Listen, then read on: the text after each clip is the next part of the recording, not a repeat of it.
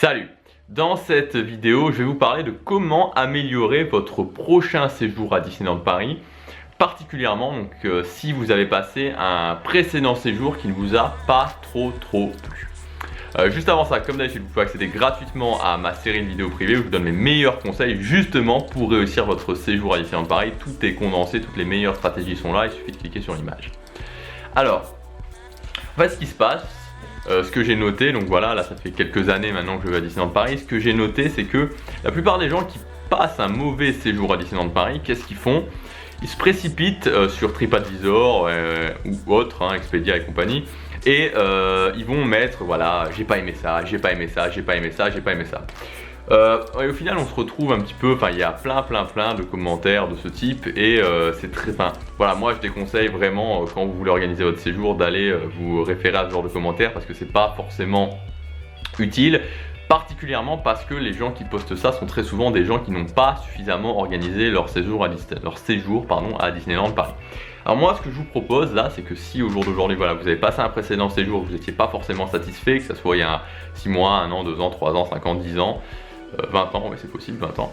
Je vous propose d'adopter une démarche plus constructive que d'aller poster un commentaire négatif. Alors, pour moi, la première chose à faire, c'est de commencer par lister toutes les choses qui vous ont plu dans votre précédent séjour. Donc, vous faites une liste et vous notez toutes les choses qui vous ont plu. Donc, ces choses-là, c'est des choses évidemment que vous allez conserver. Donc, notez bien, vous allez conserver toutes ces choses-là. Ensuite, la partie qui va devenir la plus intéressante en termes d'organisation, c'est de noter toutes les choses qui ne vous ont pas plu dans votre séjour.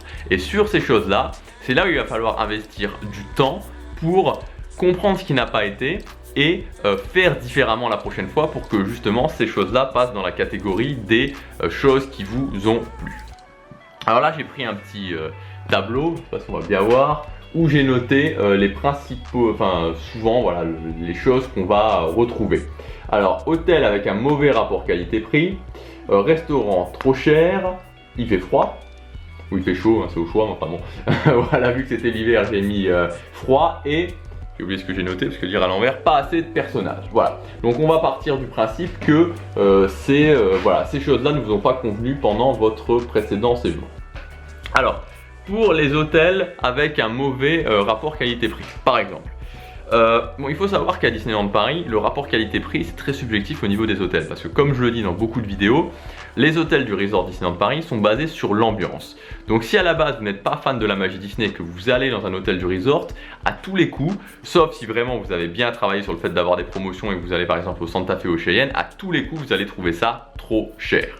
Donc, si par exemple vous êtes dans ce cas-là, donc on va imaginer que vous êtes dans ce cas-là, vous avez été dans un hôtel du resort et vous trouvez que le rapport qualité-prix est mauvais, vous pouvez tout simplement aller dans un hôtel partenaire, vous pouvez tout simplement aller dans un hôtel en dehors du resort. Ils auront des rapports qualité-prix beaucoup plus proches de ce qu'on peut trouver en dehors de Disneyland Paris et ça vous semblera beaucoup plus intéressant, vous aurez moins l'impression d'avoir payé trop cher. Pareil pour les restaurants, il y a beaucoup de restaurants à Disneyland Paris qui sont pas trop chers. Alors évidemment on pense toujours au fast-food parce que directement on pense au fast-food. Moi les fast-food, je dis oui mais avec modération, je pense, je vous avais mis ça d'ailleurs dans le vlog de mon dernier séjour à Noël où on arrive à un moment donné avec ma copine, on arrive au café Hyperion. Il y a une file, mais j'ai jamais vu ça, quoi. C'était à midi. Franchement, à mon avis, il y avait au moins 1 heure de file. Donc les fast-food, oui, ça peut être intéressant, mais pas tous. Ça dépend des moments. Et il n'y a pas que ça. Il y a des restaurants, par exemple, certains restaurants du Disneyland Village, donc des fast-food ou même pas des fast-food, sont vraiment très intéressants en termes de prix. Il y a aussi j'en parlais du Café des Cascadeurs. Le Café des Cascadeurs, c'est vraiment un bon plan. C'est un fast-food service à table, donc c'est un peu plus cher. Mais ce qui est génial avec ce fast-food-là, c'est que vous n'allez pas attendre parce qu'il y a peu de gens qui le connaissent. Donc suivant la saison, vous n'allez pas énormément attendre. Et c'est assez bon. Il y a aussi le Pizza Planet. Donc il y a tout un tas de restaurants qui ont un rapport qualité-prix qui est vraiment intéressant. Donc voilà, ça peut être, si vous trouvez les restaurants trop chers, ça peut vraiment être une piste. Après le froid. Le froid. Voilà, là je pense pas qu'on puisse vraiment le mettre sur le dos de Disneyland Paris. C'est vrai qu'il faut savoir qu'à Disneyland Paris, vous allez attendre. Donc même si, voilà, de toute façon vous allez attendre un minimum et même en général, même si c'est pas pour les attractions, même si vous avez des fast-pass, vous avez le VIP fast-pass ou autre, vous allez attendre de toute façon un minimum. Toutes les attractions n'ont pas de fast-pass, il y a aussi les spectacles, il y a Disney Dream, etc. Donc vous allez attendre.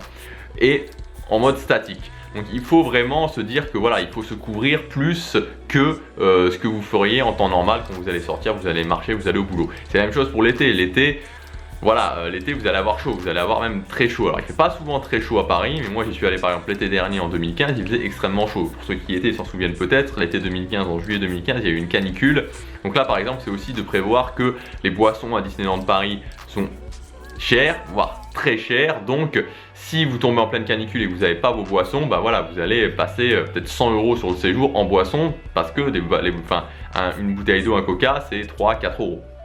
Donc ça c'est des choses aussi qui sont à prévoir et qui en fait finalement c'est pas très compliqué, c'est simplement le fait de s'organiser qui va vous permettre de prévoir ce genre de choses.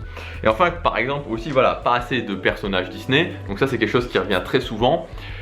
Voilà, là c'est dû aussi au fait que les personnages Disney ça change suivant les saisons, c'est-à-dire que voilà, en 2016 c'est un petit peu particulier parce que comme c'est une année où il y a beaucoup de réhabilitation, Disneyland Paris a vraiment mis le paquet sur les personnages Disney, mais en règle générale, voilà, si vous allez à Noël, il va pas y avoir autant de personnages, enfin il va y avoir beaucoup plus de personnages Disney que si vous allez en plein mois de février, etc. etc. Donc quand on s'organise pas, quand on prend pas un petit peu le temps de voir ça, tout simplement voilà, on prend la date au hasard, on arrive et on va peut-être se retrouver avec beaucoup moins de personnages Disney. Et après il y a aussi le fait de savoir qu'il y en a dans les restaurants, de savoir qu'il y en a, il y a des photolocations fixes, il y a des photolocations qui ne sont pas fixes, etc., etc. Donc tout ça, ça dépend encore une fois de l'organisation.